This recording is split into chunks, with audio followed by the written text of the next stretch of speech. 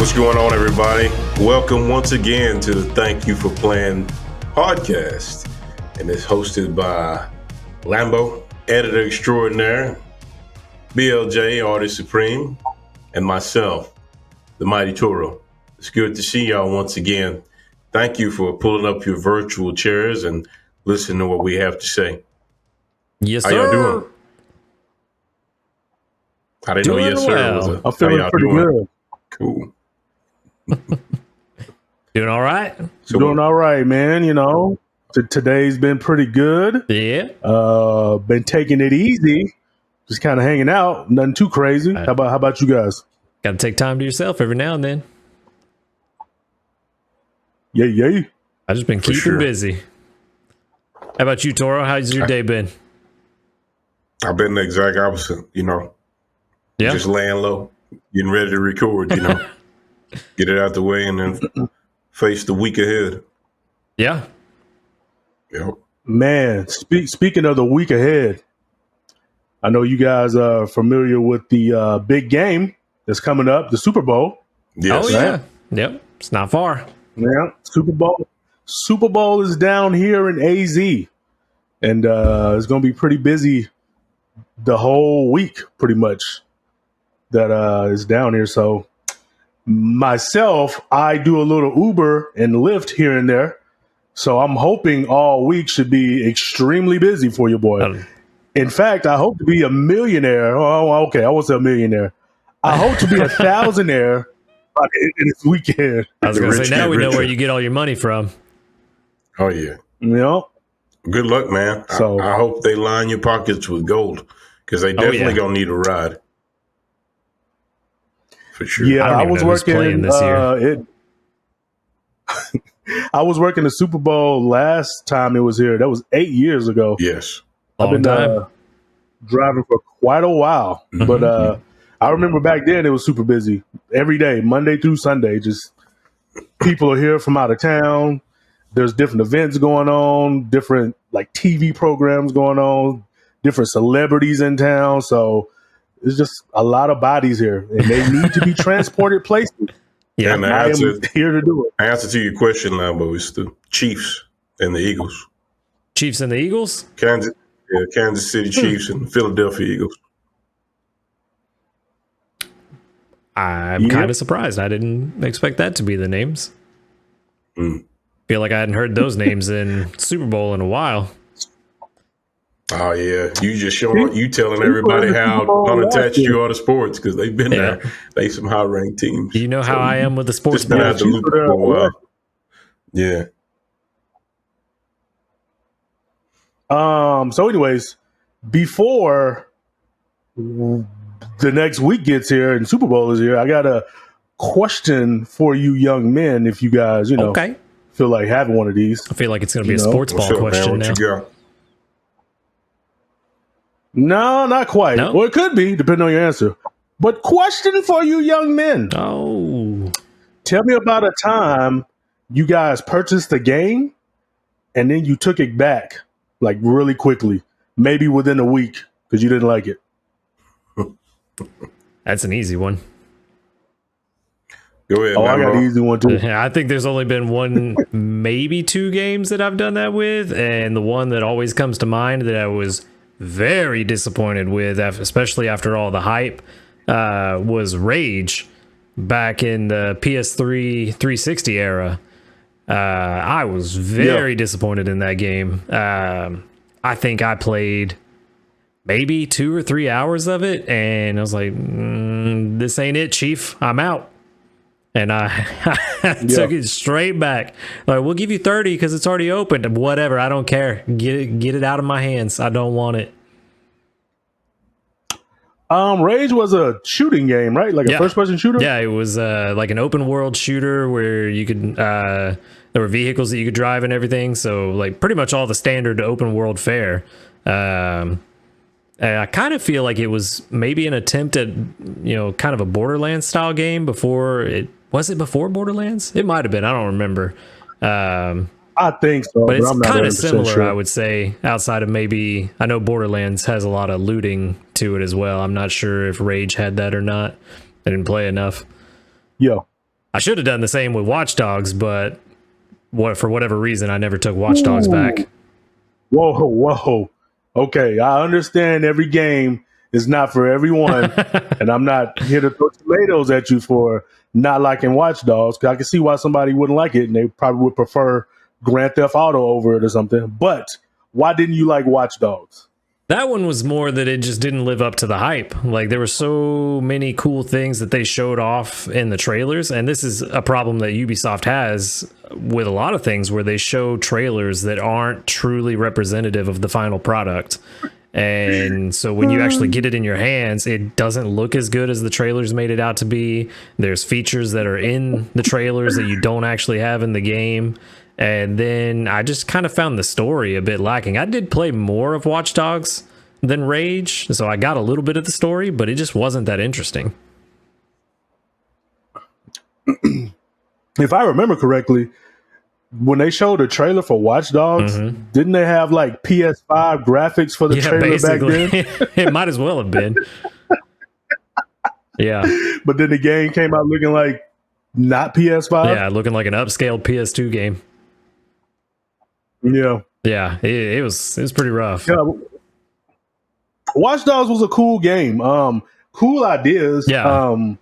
I guess I prefer other open world games over that one. Like, I would take Grand Theft Auto over that any day, even though you can hack stuff. That's pretty cool. Hacking the traffic lights to make people crash and stuff. Yeah. Like, those are cool ideas. Yeah. But I just have more fun with other games, you know what I mean? Yeah. And it wasn't bad. It's just, for me, it was one of those good examples of a great concept with poor execution. Gotcha. So that's I don't think we covered that topic before, but that's a topic I wanted to cover in the past. Maybe we will next time. Yeah. Next time. Find out. There's plenty of examples of it too, that's for sure. GYFP. But yeah, anyways, Watch Dogs was a cool game. I liked, what's the one that came out after that one? The one in San Francisco, Watch Dogs 2. That one was decent. And then that one was all right. There was another one too, wasn't there? It's like, what did they call that one? Yeah, Watch Dogs Legion. Yeah, that's what it was. Yeah.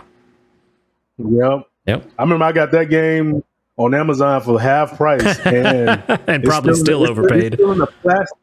It's still in the plastic to this day. I got that game like 2 years ago and still haven't played it. Yeah. Which sucks, man. And I'm gonna stop speaking because I know it's Toro turn next to tell his game. It ain't too much of a story. I'm just rambling right now, but ramble away because I mean, mine wasn't much of a story either. It's been a lot of games over the last maybe 2 or 3 years that I've been meaning to play, but it's like as I've gotten older and then, you know, things change and you got responsibilities. Like, I just don't sit down with as many games like I used to.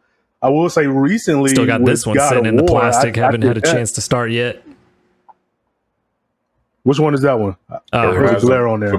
Horizon Forbidden West. Oh, so yeah, that's one that I've been meaning to play, but I really made that time for God of War, and I sacrificed other time that I should have been doing with other things. But I want to say for like the last couple of years though, like I just haven't been playing games like I want to, and it makes me sad, man, because I just want to play every game every day. It's the unfortunate side of being an adult. I know, man. Got all the money to buy the games, but no time to play them. And that sucks too, because these days I will look, like when there's a sale on a PSN store, I will look at the games and I'm like, all right, I'm going to get like 2 or 3 of these games. And sometimes I will load up on a game. I think maybe it was like 5 or 6 months ago. I got like 5 or 6 games for like $30. I ain't played not one of them yet. Yeah. Yeah. And there's one that really caught my interest. It's a game, freak. Like The Walking Dead, the Telltale series, where you can tell the story. It's a game like that, but it's called Black Sad. And you play as this cat, but he's like, he got a Q, like, you know, Q from Street Fighter.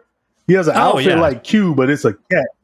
Yeah, he's a black cat though, but he's a detective. And I was like, "Ooh, this looks cool." I was like, "I'm gonna play this," and I bought it for like $5 and still haven't touched it yet. Yeah. There's a few games like that I've bought and haven't even booted up. It's sad. I know, man. There's those Steam I sales know, get you man. too. Because they'll be like, hey, pick this up for $2. Hell yeah, I'm gonna play the hell out of this, and then never even download it. Yeah, man. So people out there that's watching this, like and share this video so we can get thousands of views, and then companies will hit us up and be like, "Hey, I got a code for you to test this game out and give us a review." Then I have a more incentive to play these games more.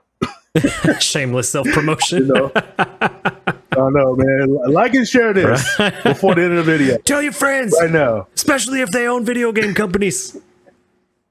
Man. Well, anyways, Torian, what about you? When was the last time you had a game that you took back to the store with the quickness? You Thanos snapped it super expeditiously. It's an interesting question of the week because I haven't. So go ahead and Not put one. that. Never? Go ahead and put that back in there. Yeah, I haven't. Sega, Super Nintendo. Let's jump even further. Sega Saturn, PS1, 2, 3. Those games when I was younger, you know, your parents buy them for you, so of course we can't take those back. Yeah. PS2 era was when I started buying my own games and not trying to play a violin story. I did not have the most money when I was younger, especially in high school. So I would go to the bargain bin and get my games. And I think I brought this up on I brought this up on a previous episode. I can't remember. It might have been episode 3 or 4. I was talking about Onimusha Warlords with Samanosuke. And I got Onimusha from the bargain bin. And I also brought up another banger from the PS2 era, Eve of Extinction. Both of those were bargain bin games, probably like $7-8. I was probably like a year behind when I got those games. Now I have sitting here thinking about it. PS2, PS3, I got those games. They were like physical, right?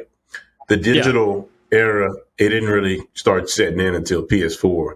And PS4 digitally, I've been buying digital games so long that I don't take them back. Like, I honestly can't remember where I'm like, boy, this game is garbudu, you know, and get my receipt and take it back. Yeah. If I don't like a game, I'll be like I know it sounds like I'm rich, but if I buy something and I'm not feeling it, you know, I just shrug my shoulders and maybe I'll come back to it. But odds are, you know, I bought it, you know, I can't take it back. But I've never returned the game. I haven't had that luxury. Maybe that you'll come back to Elden Ring. Nah, my brother. Shout out to my younger bro. That's another reason I don't feel bad when I buy games. Me and my brother, we share the game, and then we kind of linked spiritually, right? So when he beats the game, I consider that on my trophy. Yeah, my brother beat us. It was good enough for me. Living vicariously through him. Yeah, that's it. He'll tell me this happened and that, and I'm like, cool. But nah, I'm not gonna say it's a 0% chance, but like a 0% 2 that I go back to Elden Ring and like play it. Like it's just not my set of dance moves. But if y'all enjoy it, more power to you. Like BLJ said, not every game is for everybody.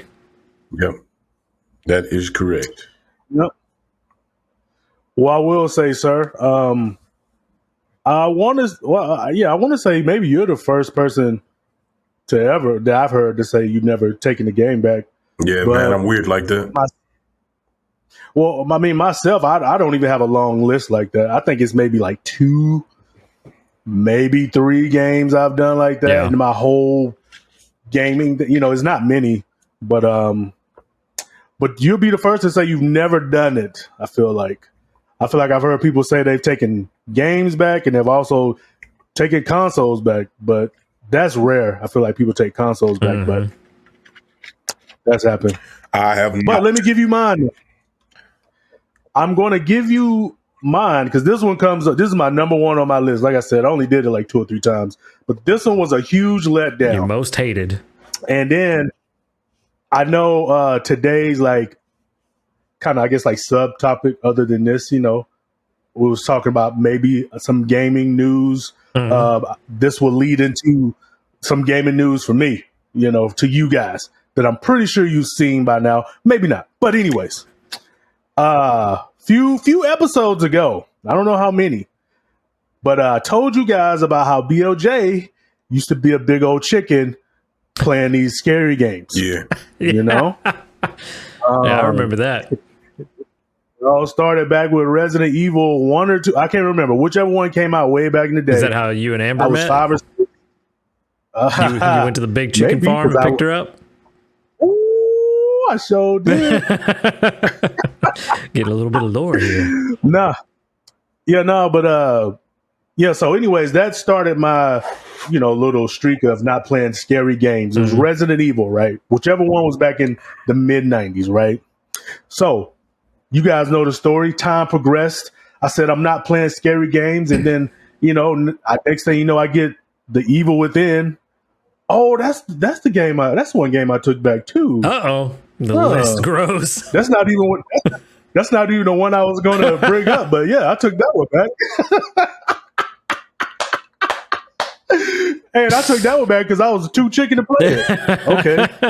Hey, that's not even where I was going with this. But yeah, I took that game back. So there's one. But okay, yeah, that's one. Okay, so back to Resident Evil, right?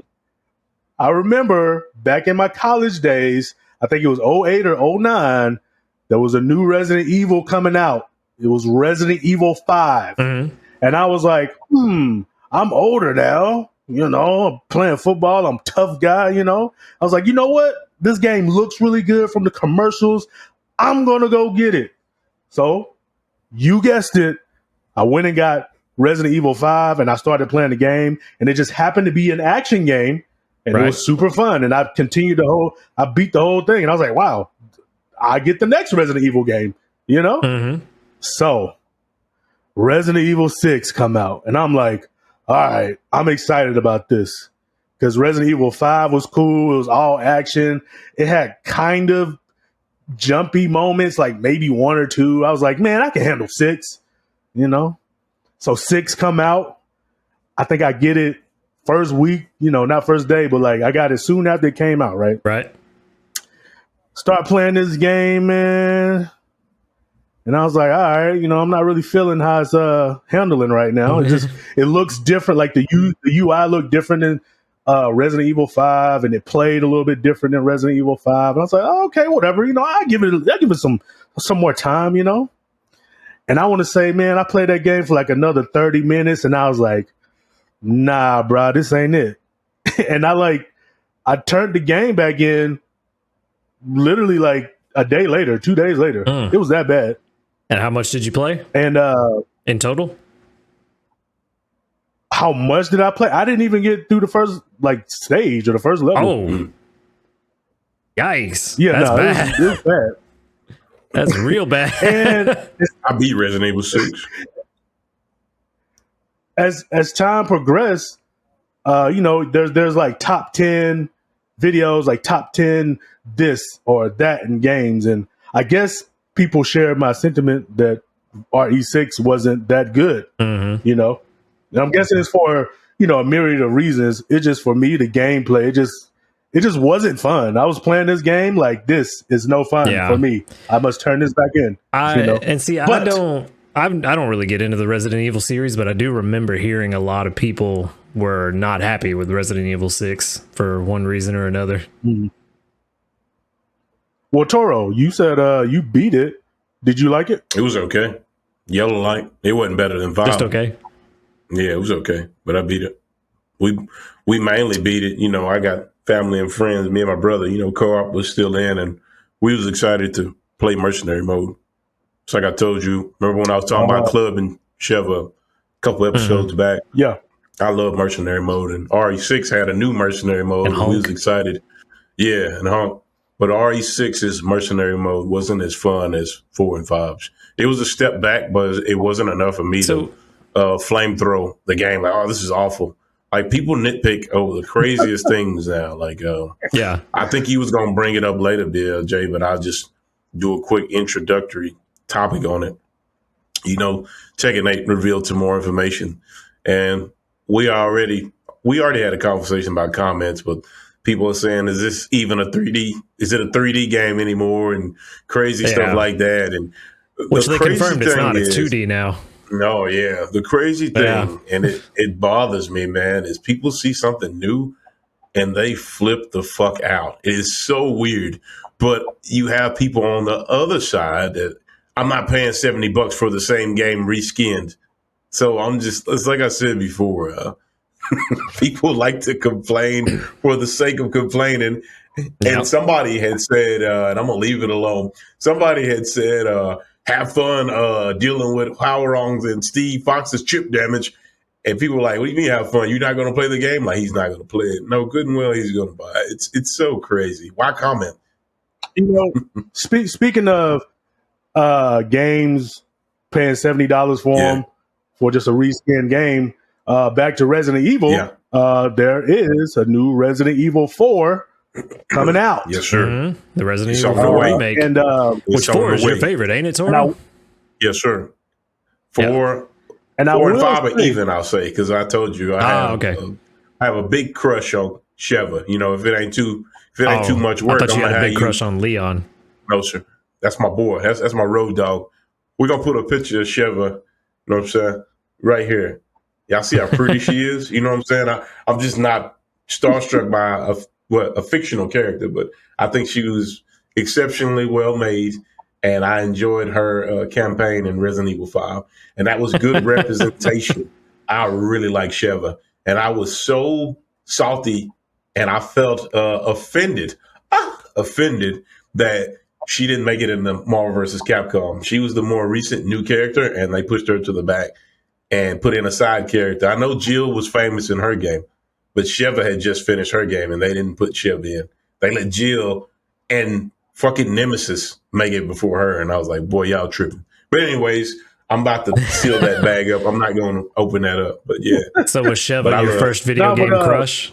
No, not my first, because Ben, I'll talk about Jade. Remember, sneak peek, we're going to talk about some more Mortal Kombat later, but I love me some Jade too. Here's Jade right here. You know what I'm saying? But yeah, I'm going to throw it back to y'all. No, but so have you guys seen the new gameplay footage of RE4? Oh, yes. They just dropped it like a couple days ago. Oh, okay. Well, Toro, you seen it. I seen it. Give me some thoughts on it. What did you think? Oh, are you happy? Are you angry? Nah, I'm happy. Now, you had some hardcore critics. I think we're able to get some footage from it. I don't think that we'll get tackled by Capcom security, but people were complaining about how the rain looked. The game looks great to me, but somebody was complaining about the rain, the render. It doesn't look realistic or something. But there's always someone complaining. Yeah. The environments, the character models, the enemies all look great, right? Here's one thing that makes me smile a little bit. Did you notice, BLJ, that they've added side quests? Like, it was one quest about... I seen that. They added side quests. There was and then they have like different, like extra rooms or spaces that you can go into that wasn't in the first game. So. It's some mission where you have to hunt this, he's a tainted dog. He's like a wolf, but he has that virus. He's infected. And you have to hunt him down, and they showed Leon finding him or whatever, and he gets rewarded for doing that. So this is definitely not a reskin game. This is a reimagining of Resident Evil 4. And it took me a while to warm up to Ashley's new look. Because like I said, I don't like it. I like updated characters, but I don't like it when they change something crucial to the character. And it's not my game. I didn't pay for it. But I just want to know the reasoning behind, like Ashley, the Ashley that we grew up with, you know, all those years ago. She had brown eyes, right? Now in this one, she has the Super Saiyan turquoise eyes. And I don't care really. It's just it makes me wonder, like, why, you know? That's kind of like... Like why change something that meaningless? Yeah. Imagine, you know, man, FGC members are already going to be mad at me, but you know, a lot of FGC members flip out at the slightest change of something. Can you imagine if they put Ryu in Ken's gi?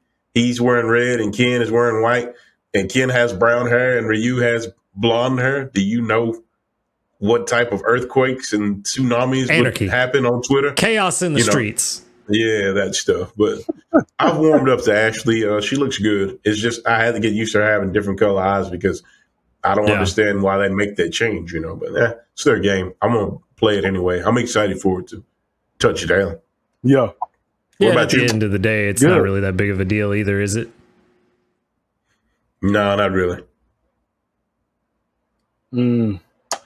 Well, from what I've seen of the game, it looked pretty delicious, if I say so myself.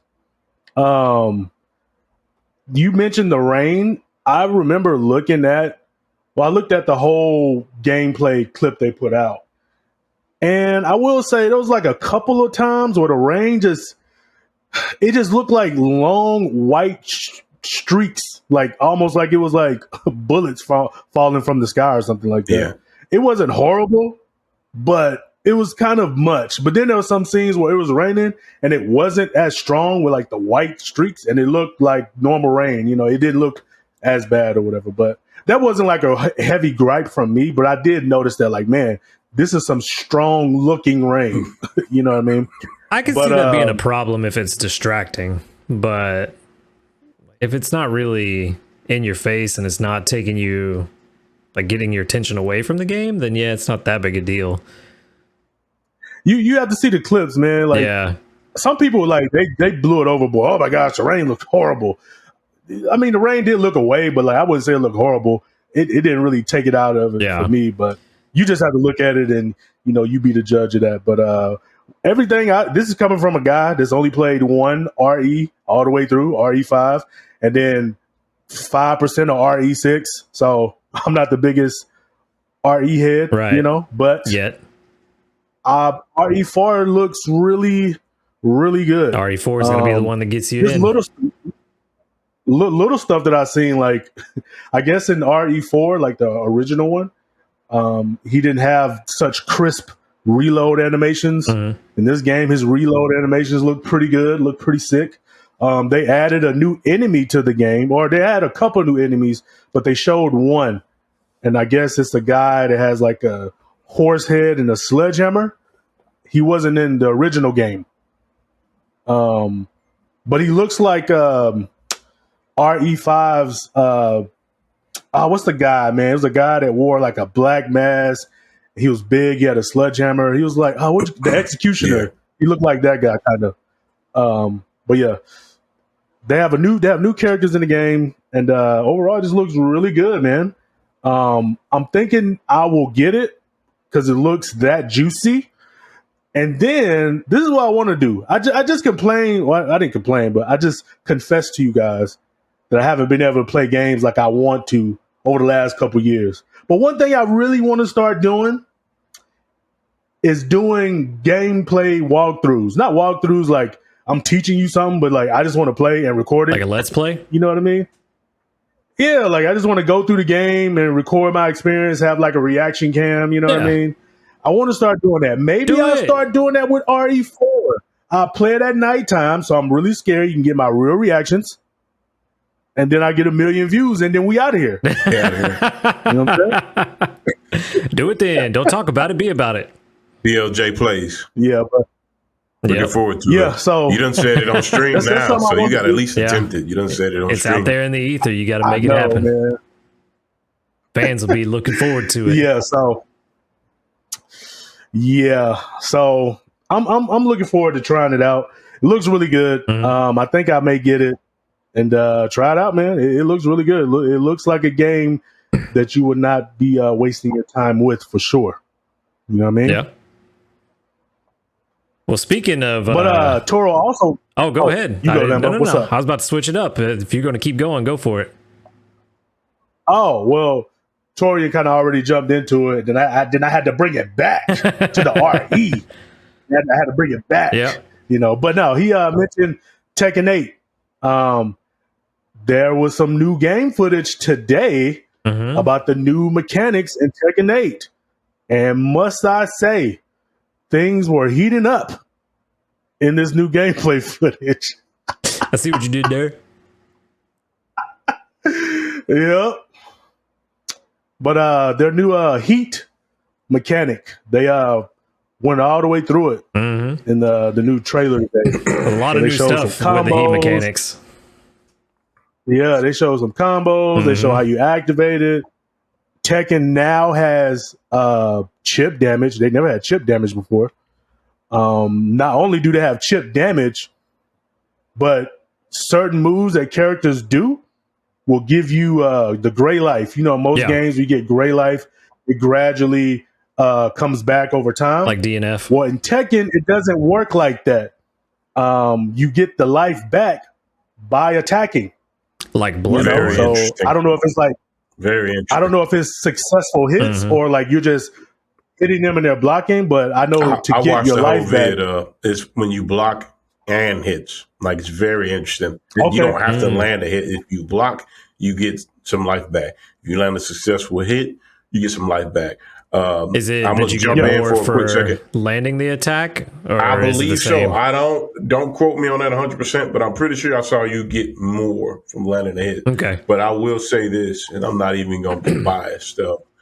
First off, I want to say that presentation, I feel bad because I don't know his assistant's name, the producer, the guy who was there, but Harada and him. Harada's translator? I know Harada. No, his translator was not there. You must not have watched the video. They had a subtitle. No, not Murray. But Harada and his assistant, they did a really good job in regards to covering all this stuff. And Harada it's so funny because I know that Harada knows all this system stuff. But he was sitting there as if he let them work on the game and he walked out of a bunker. You know, he walked out from under his rock and he doesn't know anything about the game. So he asked the questions that we would ask. Like, they were really good questions. And usually I can't sit still. My attention span ain't that long. I'm not even going to lie to you. But that video was like 36 minutes and I sat and watched all of it. And it was very, very well done. They showed off Law and Paul. We only got a glimpse of them last time. They showed off Law and Paul. And they used them to explain the mechanics. I'm about to throw it back to BLJ, but I just wanted to compliment them on that. BLJ can probably elaborate more, on what they were talking about and what they were doing. Yeah. So I forget where I was at, but anyway, they have recoverable life. Yeah, no, that's where I was at. You get gray life, but just attacking, whether it's blocked or successful hits, you get your gray life back. I know they showed. What else did they show? Oh, they showed that I guess each character is going to have at least 4 or 5 moves that are heat related. I guess to like activate the heat mechanic. Yeah, yeah, you could activate the heat by doing certain moves, or you could just activate it with a button press. Yep. But and then then they had the different names for the heat mechanic. I forget the names for them, but I do know they had one where if you landed the heat attack, then I think your character automatically runs afterwards, like a little like a FADC type move. Then altogether the combos in the game looked, I won't say they look super different because they all look like Tekken combos, but you know how in Tekken 6 they had the bound system? You do some hits, you bound them off the ground and do the, continue your combo. And then in Tekken the ground bounce 7, they didn't have the bound. They had the corkscrew. Like you hit them, and then they do like a corkscrew animation and they land. I didn't see a corkscrew in this new trailer, but they did have new landing animations that you can follow up from. So they look pretty cool.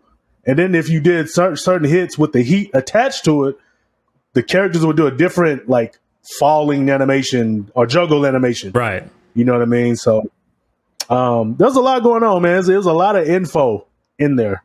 I can't quite remember it all, but I will say, I think the mechanic you were talking about is like an FADC is heat dash, where if you land the hit, they dash forward after them. Okay. I think that's what it was called. One thing you ain't mentioned yet, I don't know if you was going to mention it or you didn't get to that part, but they got these little icons. They look like eights. Oh, the yeah. little chains. If you land, land the heat attack, I think you get 2 of them. And Right. if you get 2 of those, you can do like a special attack or another dash in your combos. So the creativity is going to be crazy.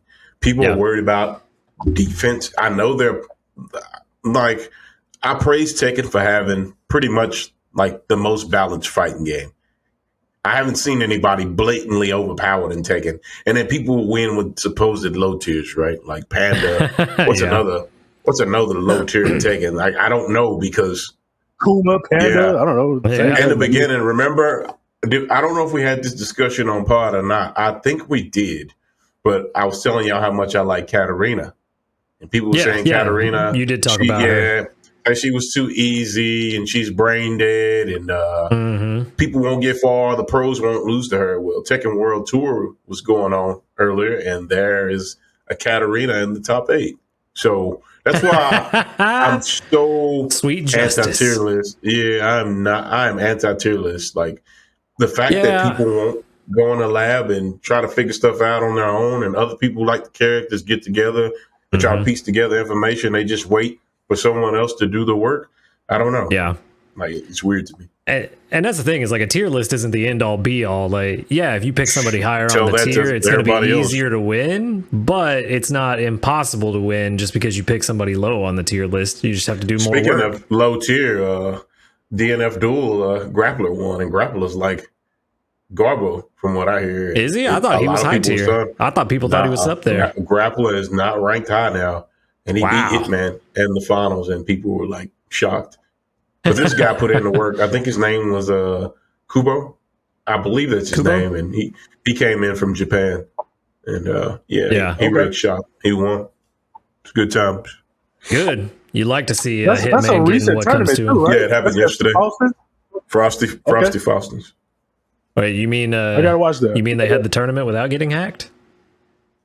Yes, it's offline. Ah, gotcha. Hackerman's powers were no longer. We found the one place you cannot track into.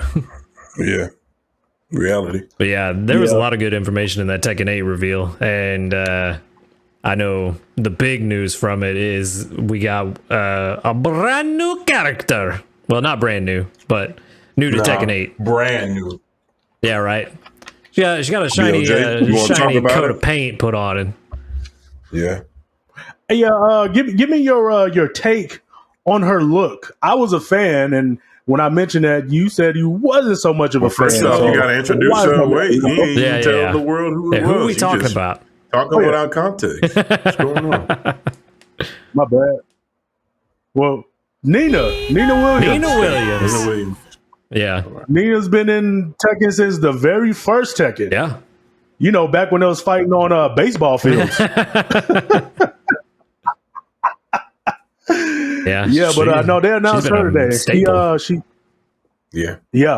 She looked pretty decent in the trailer from what I saw. Yeah. And then when I shared it with you guys, Lambo didn't really seem like a fan of her look, at least. Yeah, and that's all it really. Like, I wasn't saying that I hated her design. I don't. It's just kind of it's mid. Like, that's all it really is. Ooh, like, would you ever mid Nina Williams? Yeah, it wasn't doing anything for me one way or the other. I don't like it, but I don't hate it either.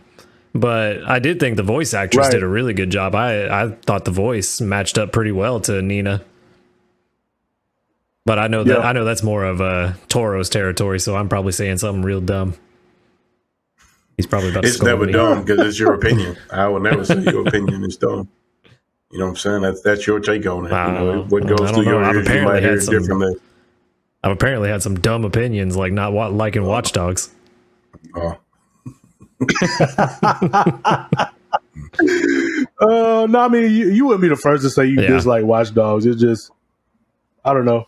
I felt the vibe that was coming from you was like, I really dislike this game. Yeah, I really did. I was like, I didn't dislike it. I didn't like it. Oh, okay. Yeah, but Nina, her voice actress, I felt did a really good job. The gameplay looks really interesting. The only, if I wanted to be like nitpicky with her, is that she's using her guns now in combat. So then the question is she going to be able to use her guns at any time, or is it only specific combo strings? It's only going to be combo strings. If she has guns, I mean, why not? She's got guns. She can pull them out whenever she wants in real life. But that's being really one thing in nitpicky. Tekken. Yeah. One thing in Tekken, they've always had I want to say since Tekken 5, they've had items for characters, and then they've had guns before. But when you use the guns, the animation is really slow. Yeah. Like if you get hit by those, you are trying to get hit. Like they're just so slow. Yeah. But in this new Tekken, it seems like weapons will be a thing. In the previous trailer, they showed Jack with a railgun. Yeah. Then now they showed Nina with her pistols, and Law is using some nunchucks. And Paul is using himself. I'm here for the weapon play. Yeah. Yeah. But no, Nina looked really good, man. One thing that I saw in the trailer that they didn't really show in the previous gameplay trailer, but there was a part where King hit Jack into a wall and he bounced off the wall, like the wall exploded. And I was like, it looks like for sure you can combo from it, but they didn't show it in that trailer. Yeah. In this Nina trailer, they actually showed that and she comboed from it. I didn't catch that in the trailer I missed it. Yeah. Take a look back at the trailer. She hits she hit Lars into the wall. He explodes and he pops up and then he hits the ground and bounces and then she continues to combo. Just follow up. Hell yeah. So, So I'm pretty excited to see if they, kind of change it up with stages, kind of like Dead or Alive, but just not as crazy as Dead or Alive. Dead or Alive, the last one that they had, you can hit them into cars and they just blow up. You get them into dinosaurs and dinosaurs, all kind of crazy. Yeah. But I don't know. Sometimes the crazy that's shit's really fun, new though. for Tekken. I guess if it's done right. Yeah, I mean, I feel like Tekken's kind of does a over lot the of top. things right. I don't feel like they do much wrong, Yeah, I feel like Tekken's a little over the top, so to do a little bit of crazy stuff wouldn't really be out of character, I don't think. Yeah. Now, I don't think they should be knocking people into wormholes that teleport them to alien worlds and then they get teleported back. That'd be a bit much for Tekken, but some kind of crazy stuff. I just don't want to see them change it up how Fast and Furious went from driving cars to the last Fast and Furious they're in space. Yeah. You know what I'm saying? That made no sense to me. Like Tekken that and was Furious. probably the first time I was watching the movie. That was like the first time that I was watching a movie and I saw them in space and I thought to myself, what am I watching right now? What even is this? I really felt like that. Yeah. I'm like, this movie started with their street racing, illegal racing. 9 movies later, they got 2 dudes in space with a made up junk car that happened to launch into space. It was crazy. But they announced the new Fast and Furious coming out, and hopefully it's good and not too crazy. But if they was in space in the last one, they got to outdo it. I don't know if they're going to the Earth's core, the next one or something, or what. But there ain't no telling. We'll see, I guess. We'll just have to go. Anyways, we'll have to go watch it when it comes out and talk about it on the TYFP Movies podcast. Yeah. But anyways, back on the old video games. The Nina trailer looked really good, man. I was pleased with what I saw. I liked her outfit. I thought her hair looked cool. I liked the shades that she had on. I liked everything. I thought she looked pretty sick. So I'm excited to see the reimagining of characters in their new outfits and whatnot. And don't get me wrong, the guns are fine. It's like I was saying, if I was to nitpick something, that's what I would. But I'm fine with them the way they are. It makes sense, especially with a lot of other people using weapons. Pretty interesting. And if they put Anna in the game, I wonder if Anna's going to use. I feel like Anna should use daggers, because I know in some of in the past Tekkens in the story mode, she has a rocket launcher. A couple of them, I think. Yeah, that'd be really funny. So what does she use that? Yeah, if they bring that back for her rage art or something. Yeah, that'd be funny. I'm down for that. Yeah, but anyways, overall, Tekken is looking pretty juicy out there. So I'm excited. And then they also announced, I think they announced a Tekken 7 War Tour again, which brings me to believe that Tekken 8 is not so close to coming out. Yeah, you might be right there. Thing. Might be right. Yeah. We may be seeing Tekken 8 maybe at the end of the year, if not early 2024. I'm guessing sometime in 2024. Yeah. They're going to give Street Fighter some time to shine and stand back and watch them and see how they do. Then they're going to touch it down. Yeah, I'm thinking at the end of the year is very, very hopeful. It's probably not going to happen. But it'd be nice. We'll see. I mean, I feel like if they keep doing like gameplay trailers, reveals, mechanic breakdowns, I'd be cool with that. Yeah. You know, I was really hyped with what I saw today. Yeah. So A good steady flow of information will help pass the time at least. Yeah. But the interesting thing that I saw, and I just found out about this today, I know it's a little old at this point, is I found out there was a streamer that goes by the name, I want to make sure I get this right, Harry Cariel, I think is how you say it. And she has hooked up an EEG machine, which is you ever seen movies and TV shows where they put the sensors and stuff on people's heads and they use it to track brain activity? Yeah, I know what you're talking about. So she has hooked up one of those and mapped it to I believe, PC keybinds for Elden Ring. And if what she's saying is true, she's playing Elden Ring using her mind. Now, it's not perfect. What? Yeah, it's not perfect. It's just like a prototype thing. But there is video of her standing there playing a spellcaster, and she announces what she's going to do, and she'll say attack, and then I guess think about that, and then the EEG machine will read it and press, R1 for us playing on PlayStation, which causes the character to cast a spell. Now, this could be fake. There could be somebody off screen that we're not seeing with a controller, and she's saying what she's going to do, and then they wait a second or two and push the button. That could be the case. But if it is real, it's really interesting because this could be the first steps towards us being able to play video games just by thinking about it, which I think is really cool.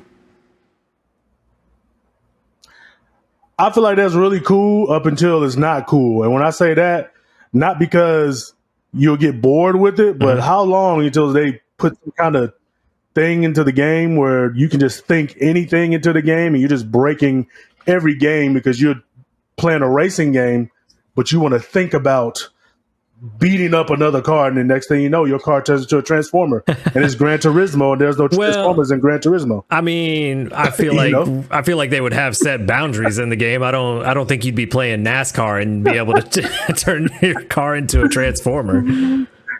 Turn into Optimus Prime. Yeah, I don't think that's happening anytime soon. Fireballs now, you know. But imagine playing, which I know you don't really play MMOs, BLJ, but Toro, imagine playing like not Guild Wars, WoW, or any other MMO. Just thinking about it, and like to me, that's where I feel like it could really shine as controlling a controller. Yes and no for me. Yeah. Me and BLJ had this debate a long time ago about accessibility in games, especially fighters. I feel like, I guess, I feel like that type of hardware, which is some futuristic ass shit to me, but I feel like that would work like in a game like Fight Night or something, But Elden Ring, I suppose if you sitting there, arms crossed in your mind doing all the work, I don't know. I just don't see from my point of view, I don't see the appeal of doing that. Yeah. Maybe I could beat Elden Ring then, just thinking roll, attack. But it doesn't really illuminate my interest. But like you said, man, here I am being a party crasher. I don't believe it. Like, Yeah. I think I'm going to go ahead and say, hit the BS button. If it's real, I apologize to her right now. Yeah, but I don't believe it. It would require more behind the scenes and more Yeah. testing. And that machine or whatever you say she has, a little device, isn't that mug expensive as shit? Or can anybody get one? I believe she claimed that she was a med student already. So you want me to believe they just gave her that? No, she said she partnered up with a former classmate from the University of Michigan Cognitive Neuroscience PhD candidate so she reached out to him for help. If I'm understanding this correctly. That is not a good that is not a very convincing. So if I write help on a piece of paper, will they give me one? Well, no, this was a former classmate. So she knows this person is what she was saying. Yeah. Well, that's cool if she did do that. And if her project really works, then good luck to her. But I'm not. And that's what I said. Like, it's entirely possible that she's just faking it. But if it is true, she's not. Yeah, that's what I'm saying. Like, if it is true, this could be the start of something really interesting. And what I'm imagining in the future is a device where you could not only control the game, but receive feedback from the game that could bring you more, immerse you deeper into the game world. Yeah. Like, kind of like haptic feedback or the rumble in our controllers now. Something like that is what I'm imagining. Yeah. Interesting times we live in. Yeah. Yep. But I just thought that was really cool because I'm all about this cool tech stuff that we come up with over time. Yeah. Yeah. Hopefully, I mean, if that is the future of gaming, maybe a new, instead of having the Oculus Rift or the whatever the PS VR or whatever, they can make that a thing and make it cool, make it fun. I can see it being a good time. And I definitely think that's the way to go, to pair it up with a VR type of headset to like really sell that immersion. But I also don't think it should be the only way to play either. Like, if we do get this technology eventually, I think there still should be the option to play with a controller if you want. Right. So, yeah, I just thought that was cool and wanted to share with everybody. Yeah. Me being my inner nerd. Well, cool. Ain't nothing wrong with that. The last thing you shared was wasn't it a toilet a computer that was a toilet or something? The toilet PC? That was a while ago. Just on but I remember like that's your thing. So, but yeah, go things ahead. That fascinate me. That's his thing. Toilets. No, that's his thing. I'm just saying he shares interesting gaming facts. Yep.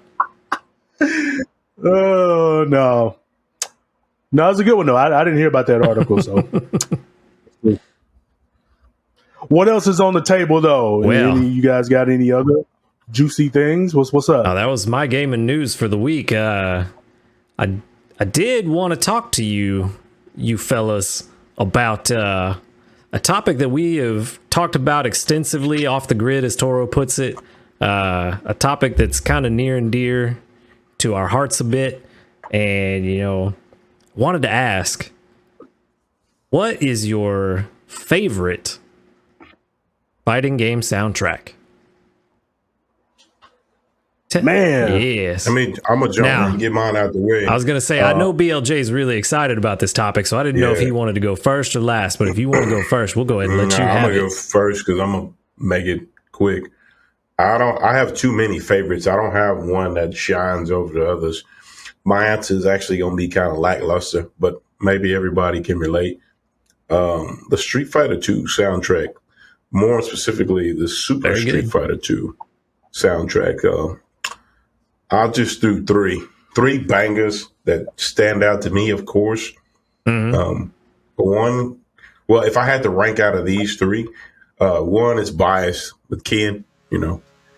Anybody could hear Ken's theme from the past, 30 years. If they walk into a laundromat or arcade, everybody knows Ken's theme. It's very iconic.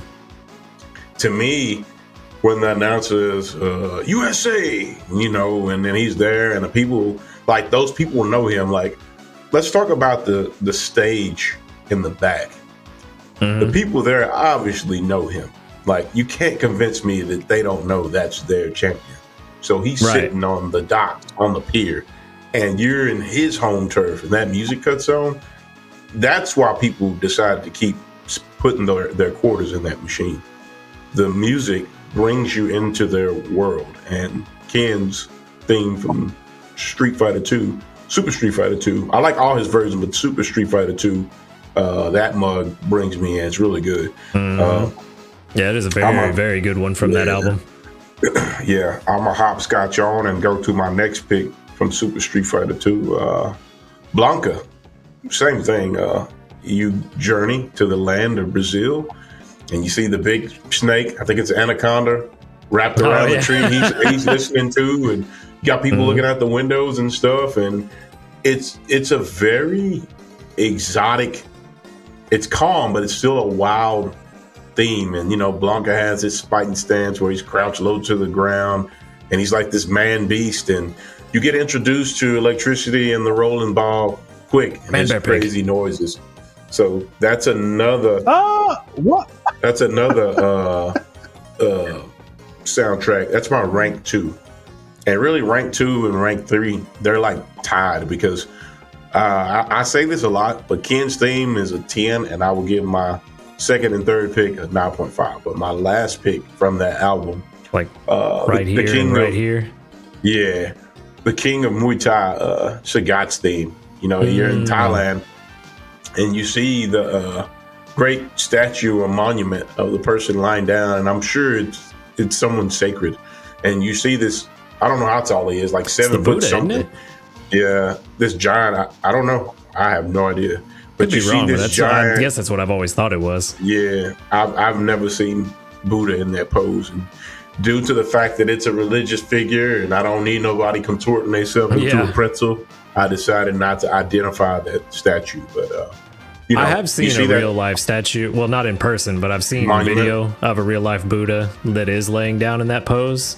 But that could just be me assuming that it's Buddha, and I'm way wrong. It could be something else. So I might be wrong. But yeah, you go to Thailand and you see this 7 foot plus giant. You know, he still has rage issues, and he's trying to find who he truly is. And that music, that music cuts on, and you get introduced to the word tiger really fast, and you'll hear the word tiger at least 40, 50 times throughout that whole match. So, yeah, those are my 3 picks, though. It's a very iconic soundtrack, and it's near and dear to my heart. Cheesy statement, I know, but I grew up with that music, you know, so those are my picks. I second that. In that particular game, all the music in there is pretty iconic. Oh yeah, I feel like any one of those songs could come on, and people who don't even play that game will know, like, oh, that's Street Fighter. You know, they all sound pretty good. Maybe I feel like that because I remember them from a childhood up, and I'm like, oh, it's amazing. But I think they all sound good. I really can't go wrong with any of those soundtracks from that game. Now, since we're all seemingly fans of the Street Fighter 2 soundtrack, let me ask you, BLJ, because we already know Toro's answer. What's your number 1 pick from the Street Fighter 2 soundtrack? I'll put you on the spot. Man, the number 1 pick. I got a flip in my head one time. Okay, I'll go first. Give you a little bit of time. That's Ken. Okay, go. All right, so my number 1 pick, and it started with the meme, but I've since grown to love this song, is Guile's theme. I listened to it back when the Guile's theme goes with everything meme was real popular. And then I got to a point where I was like, you know what? I genuinely love this song now. And I will still listen to that song and just drive down the road like you do, Toro, where you're driving down the road, nerding out. I'll listen to it just because I want to hear it. Guile is probably like in the number 4 group. Remember I told you 10 and 9.5? Guile's probably 9.0. That's a banger too. Hopefully that was enough time, BLJ. I'm going to say this is probably not my favorite one. I just don't want to repeat ones that's already been Said, But if it's your favorite, but I really you might like as well If say it's your it. favorite, it's your favorite. Yeah. Yeah, what's your favorite one? You but it's a lot though. I like a lot of. I don't know which one's my favorite. gotta make it complicated. You only Should've known. get one. No, but I really like Honda stage. I like the way it Oh. looks, and I like the music. Yeah, that's a good one. Okay. I like how it starts off. It starts off with like some kind of clackling sounds, like hmm Yeah. That was a good dung, imitation. dung, dung, dung, dung, dung, dung, dung, dung, dung, dung. No, his stage go pretty hard. Yeah. And then the dude in the background, I don't know, he got like the face paint on, but he's like in the back, like doing some shit like this. He's freaking out your No, camera. he's pretty dope thing. I think it's an homage to Kabuki. I think it's homage to Kabuki Theater. Yeah, I could be Kabuki wrong, Theater. but I'm pretty sure it is. Okay, yeah. No, he got a pretty cool stage. Yeah. I like his a lot. Yeah, it's a very good one. Yep. And I know since we're on Street Fighter, right? Since we're on Street Fighter, we'll move on. We'll move on. But speaking of the stages, Blanca's stage in Street Fighter 6 looks amazing.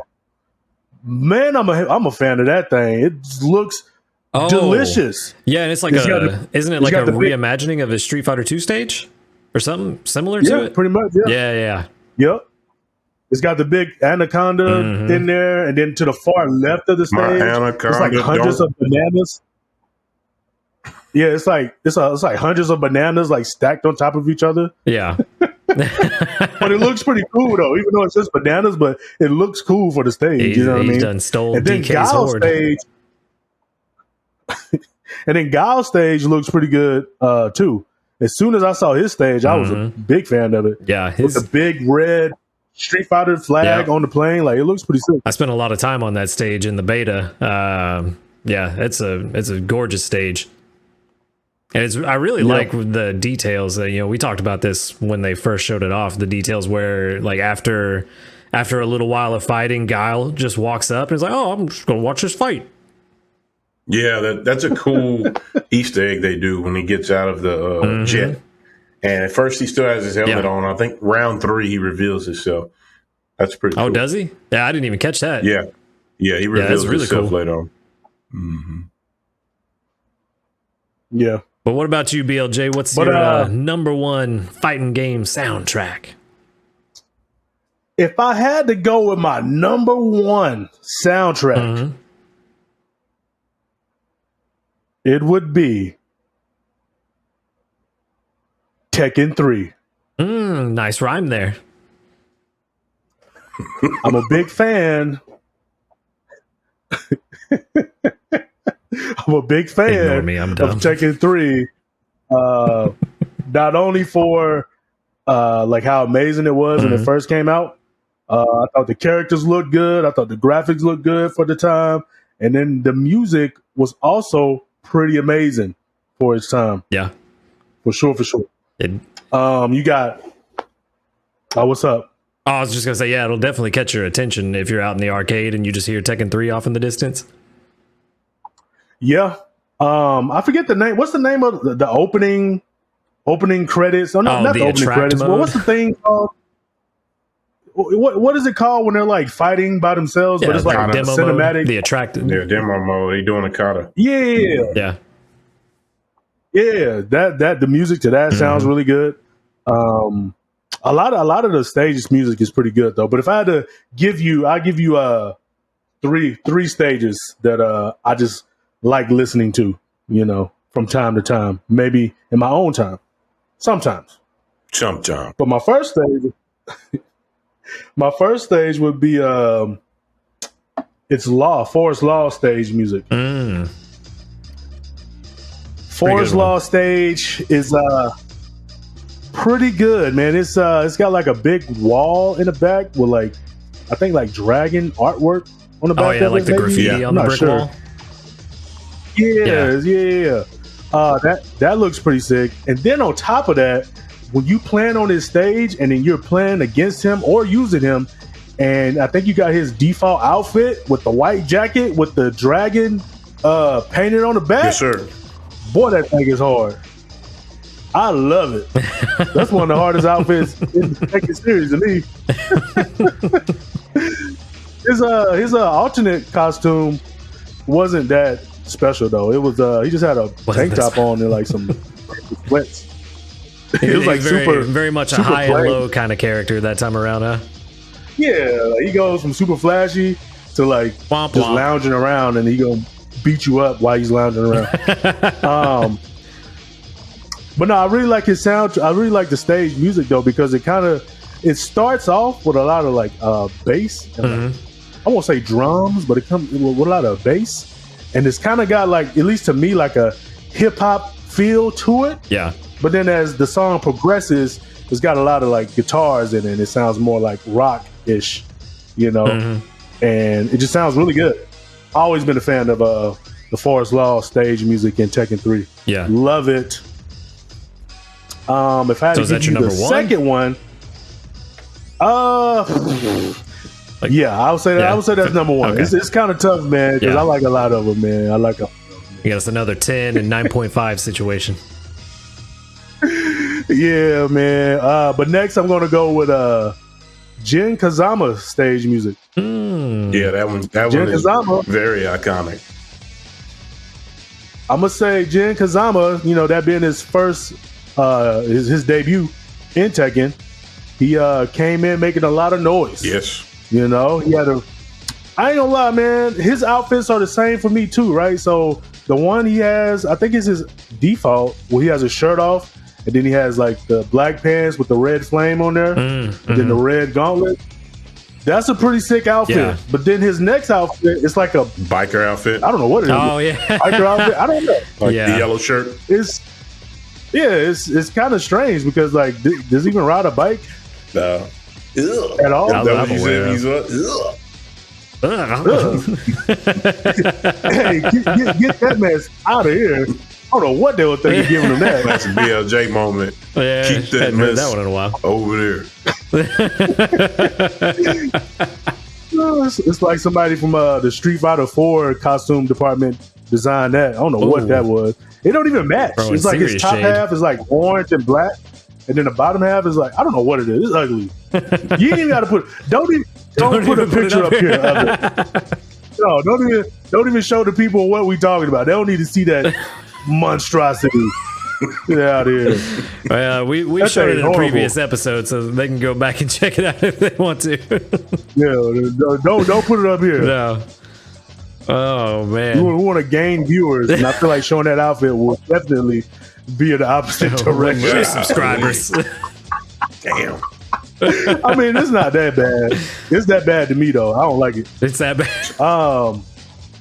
Yeah, it's that bad. But I'll give you my third, and my third is it's different. I don't think many different. people would expect this, but it's actually like the ending credits music. It sounds really good, at least to me. I like it. You know, when the credits are going up and they're playing the music after you beat the game or whatever. Yeah. Sounds really good. I'm a fan of it. I don't actually, the name on like you look it up, it's just called Staff Roll. That's what the name of the song is. Just that kind of but, like I like that one. that chill, funky beat. No, it's actually like an up tempo beat. Is it? You know? Maybe I'm thinking Yep. of the wrong one then. I might be thinking of a different Tekken. I mean, and if I remember correctly, in Tekken 3, they had like alternate versions of each stage music. Yeah, Like you play it, that's the one thing I really thought was cool about the Tekken 3 soundtrack is that each round, like each character had their own theme, but in every round, it would change up just a little bit. Yeah. So that's what I really thought was cool about the Tekken 3 soundtrack. Because I'm not a huge fan of the Tekken 3 soundtrack. Like it's pretty decent, and there's a couple of tracks that are really good. But overall, I'm not the biggest fan. But I do like how it changes with each round. Like that was really cool to me. Yeah. And I mean, those are my three. But just an honorable mention, one that I really love and I listen to sometimes on my actual playlist in real life from Tekken 6. Oh, It's called oh. It's called Mystic Forest. Oh, that's not the one I thought it was Love gonna be. it. Which one do you think? Man, so if we're naming our favorite Tekken tracks of all time, my favorite, I believe it's called Karma, but it's the one that plays on the Electric Fountain stage. That is my number one of all time Tekken track. It is a banger. Karma and Electric Fountain. They go by both of them, but it's really called Karma. But Electric Fountain, people know it by Electric Fountain. So if you type in, yeah, because I think Tekken Electric 6 Fountain's the name of the Fountain, it'll stage. pop up. Yeah. I gotta listen to that one again. I don't remember that one like that. Well, since we're naming favorite Tekken tracks, what's your top Tekken track, Toro? Is it Moonlit Wilderness? It's too many to name, but I'm gonna go ahead and make it a little different this time. We talked about Moonlit Wilderness, but this one is original. I think it's still called Chicago, but it debuted on Tekken 1, but they kind of remixed it on Tekken 2. It's Lee Xiaolon's stage, and it's called Chicago. Oh. That is my banger. You know how y'all say y'all go places and listen to that? I can't tell you how many times I done turned on Chicago, and I'm in that mug dabbing and everything else. You know what I'm saying? So we hit the red light. Like, what the fuck is he listening to? Like, hey, mind your business.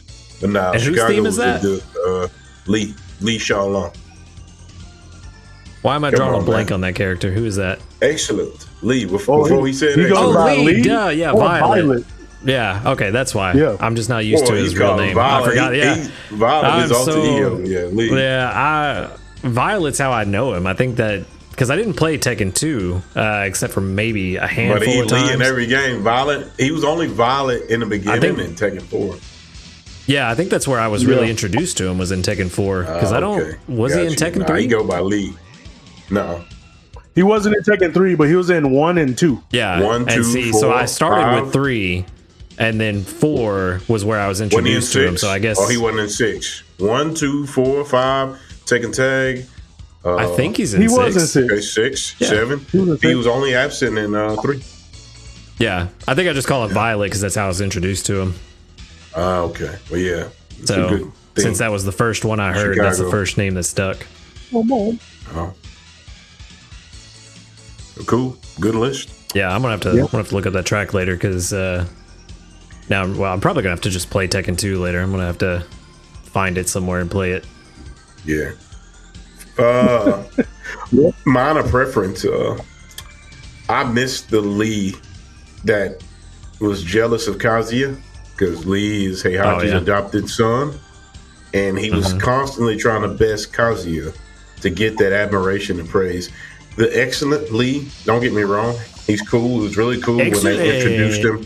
Yeah, they introduced him in 5, and they gave him just the right amount of excellent. But now, since that's his catchphrase, I kind of think he overdoes it. But that's just my minor opinion. I'm nitpicking. He's still a cool character. Doesn't he I always can't run wait till around they in a reveal him. Speedo too? No, that was just like an ending, like Tekken 5. Okay. But I can't wait until they reveal him in 8 because he's one of those characters I just know is going to pop up, and they're going to show his critical art, and it's going to be outrageous, probably fireworks or something, and he's going to say excellent, and people are going to get drawn in. So y'all mark my words today.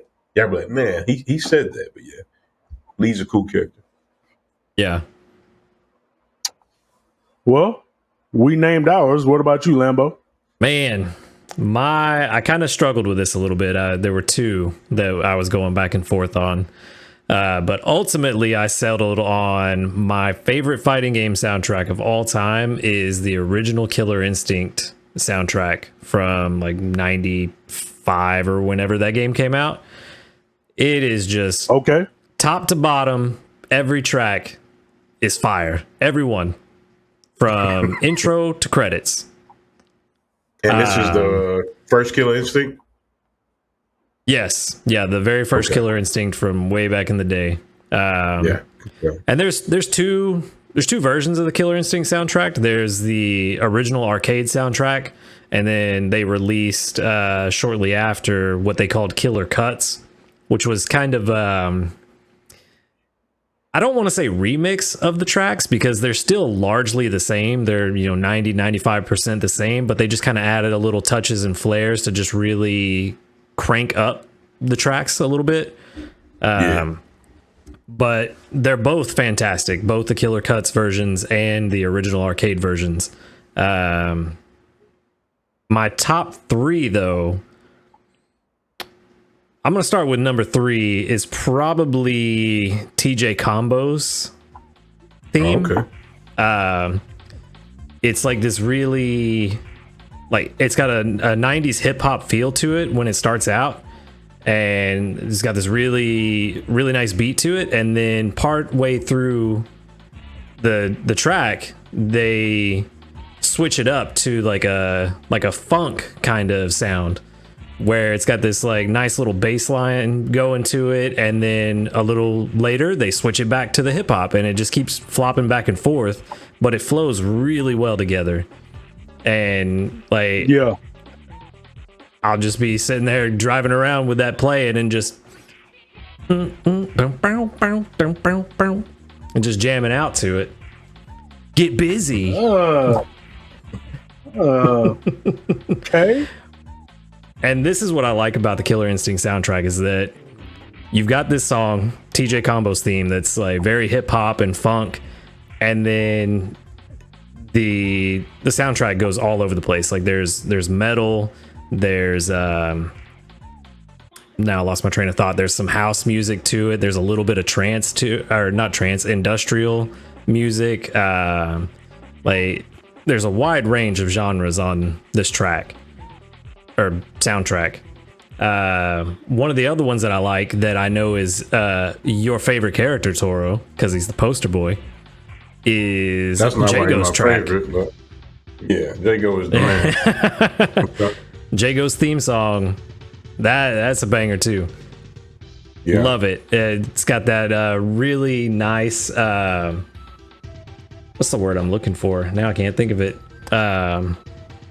Like mystic sound to it, but it's also very upbeat and has a good bass line to it.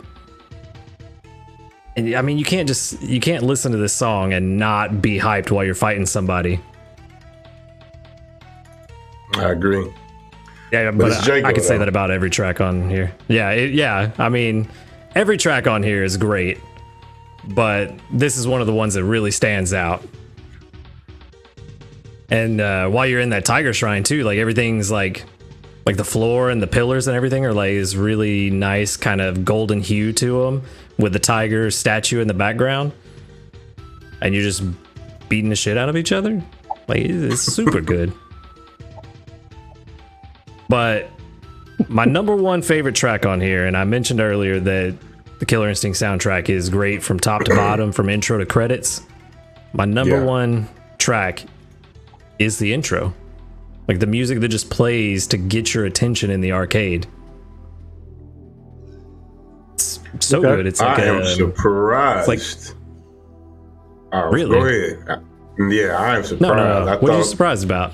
Oh, I just thought I thought Cinder was gonna make that list somewhere in there. Cinder's that actually was it. It was up there. It was up there. Yeah, it's like you said with Guile's theme. Cinder's theme is probably number 4. Yeah. Yeah, Cinder's theme is very good with the guitar riffs and like that driving heavy metal tone to it. Yeah. So, but what I like about the intro is that it's got like this clean guitar riff, and it's just a dude just jamming out on it, and at the same time it's undertoned by just like really soft, almost ethereal background rhythm guitar, and then it kicks in and it just like takes you away, and you're like, time to play Killer Instinct. Or time to wake up, because I listened to this. Definitely what? No, you were saying or time to wake up, you listen to it, you got to set as your alarm or something like that? Oh, okay. It's not as my alarm, but there's a lot of times I'll wake up and I will just turn the soundtrack on and while I'm getting ready for the day.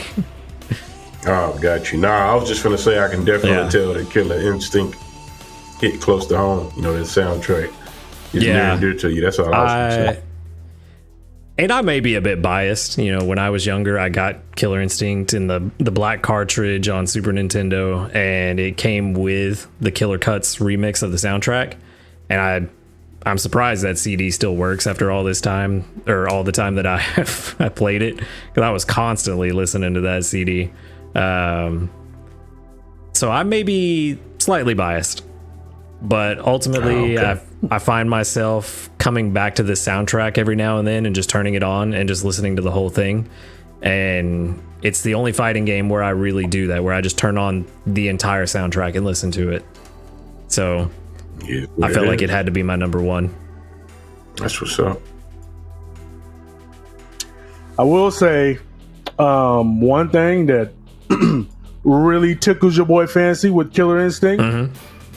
When the guy yells combo breaker. Yeah, and imagine hearing that in the arcade. That will definitely grab everybody's attention. What the hell is that? I will say, man, that I feel like that sound goes hand in hand with the ping pong balls and the different arcade sounds. Like if you just hear a combo breaker, like in the midst of all that, it just feels so right. Yeah, like it's supposed to be there. Yeah.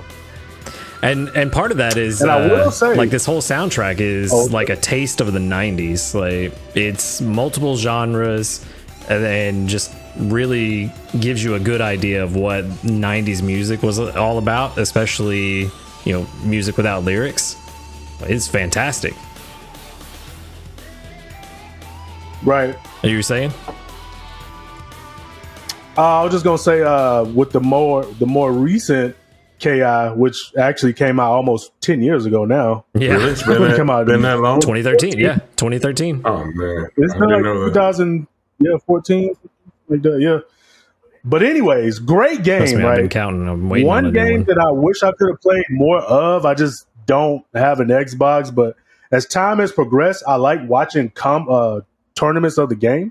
So I almost kind of wish I had an Xbox just to play that game. Yeah. But I will say, when it comes to the announcer on that game, he gets even crazier in that game. Like he's like screaming like combo breaker, like crazy. But it can be super hype when I hear it though.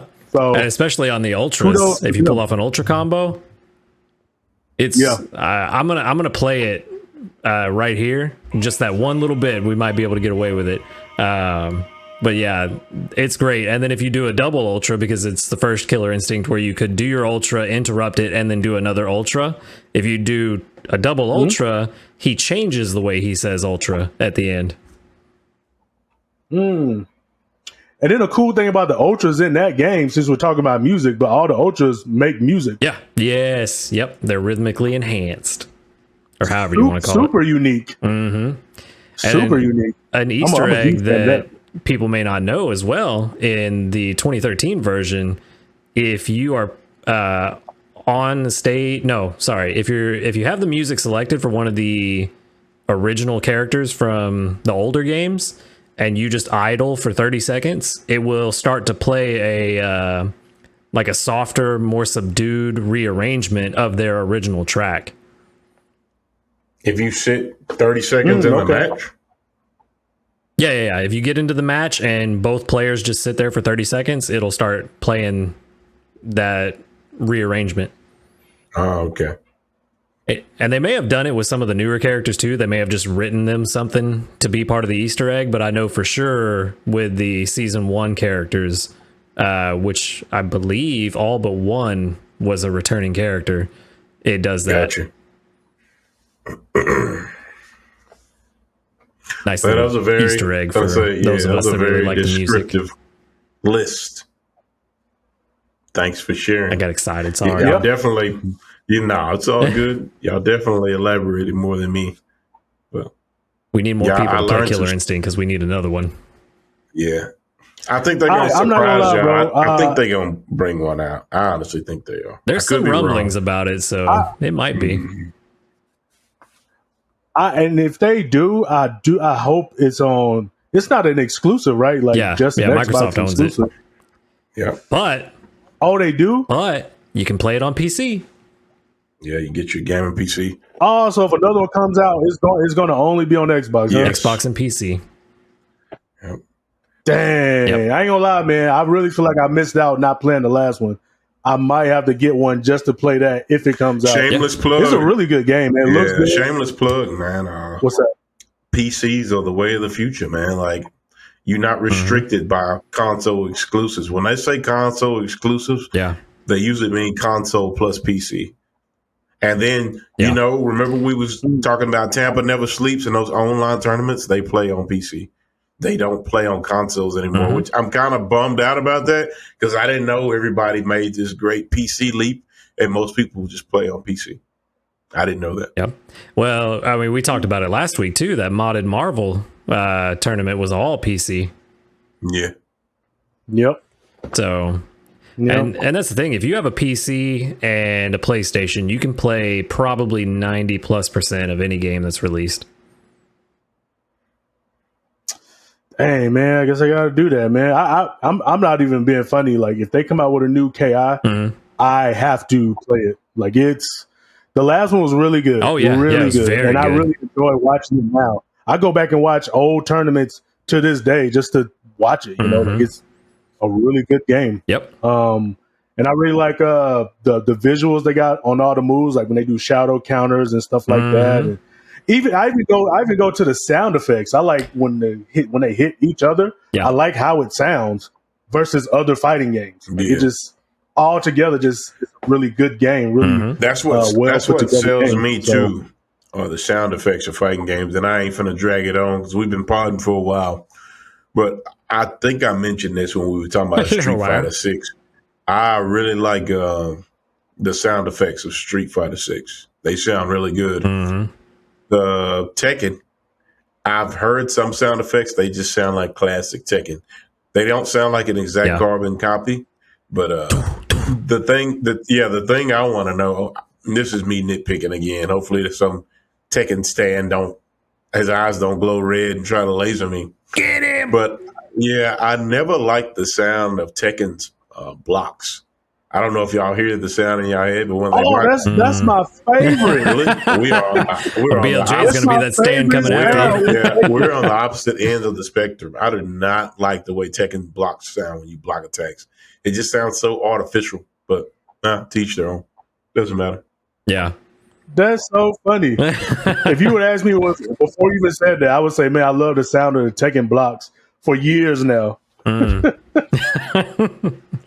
Okay. Well, I can't even describe what the sound sounds like. It sounds like I don't even know. I don't even know. It just sounds better than to your ears, huh? You know me. I mean, other games, I'm very grounded. Blocking sounds just don't sound as cool. Yeah, and I feel the exact opposite. But like Lambo said, I'm very grounded, vanilla. So I'm like, whatever. It's all good. Well, let me give you a little ray of sunshine, though, BLJ. If you do pick up a PC, Killer Instinct is free to play with a character rotation.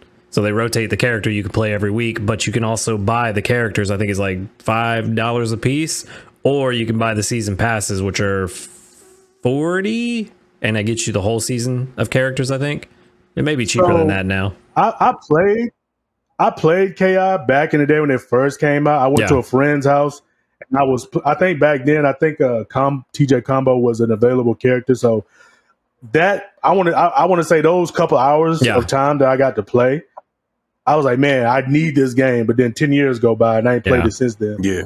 But I think that is a pretty cool model that they have. You know, that way you can still play the game, get a taste of it, and if you want more, pay for it. So and if you buy I forget what they call them, the Ultimate Editions or Ultra Editions or whatever, it comes with the original KI for PC and for year 1, and then year 2 comes with the KI2 for PC. So you're getting more than just the Killer Instinct remake or reboot, whatever you want to call it. Yeah. Well, but that's enough about me gushing on Killer Instinct, because I could go on. No, Killer Instinct is a good game for sure. But is there anything else that's on you guys' mind that you're dying to let out, dying to get out?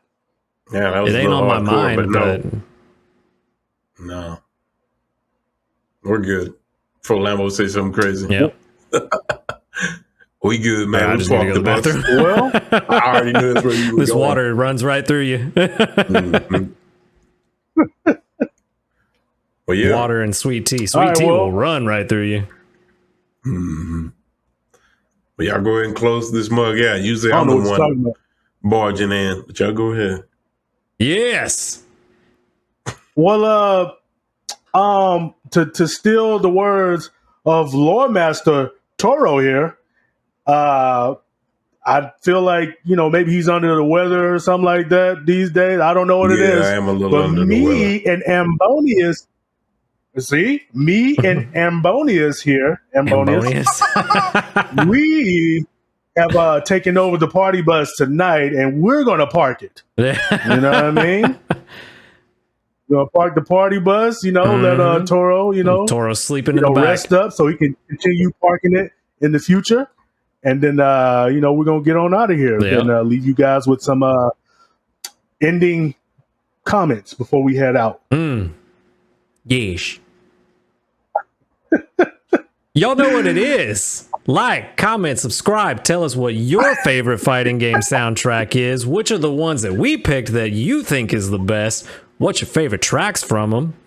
And also, tell Brandon to hit that subscribe button already. I've been watching him for weeks. He watches the videos and then he never presses the button. Just press the button, Brandon. It's not that hard. It's free. Yikes. Dang. All right. Well, Yeah. we're going to get out of here. We're going to do the same. I ain't going to break Me my and, streak. It's been an honor. Y'all take care. You know what I'm saying? Not too much from me today, but yeah. There Thank it y'all is. for We've been waiting. showing up to hang out. Mm-hmm. Yep. Yeah, and me and Ambonius, we're going to get out of here. And we're also going to give you this tip. Whenever you go into a store to get potato chips, make sure there's no hole in the bag. That's random, And but we're out of okay. Yeah. Yeah, Deuces. make sure there's no 'Cause when hole there's in your potato the chips. holes in the bag, and then they got air in there, and you try to eat the chips, Yeah. they all stale. You know what I'm saying? These chips suck. Survival. And that's my tip for you guys. And we're out. Survival tips with BLJ. Later, y'all. Yep. And one last thing before we go. Thank you for playing video games, and thank you for playing this podcast. Now let's go play some There you Tekken go. 6, y'all. Maybe it's a new beginning. Maybe it's the start of where it ends. I know. It comes down to all or nothing. This time it's for real, we can't pretend. You know, they're closing in. And I don't wanna miss a shot. Adrenaline. So give it everything that you got. Don't stop.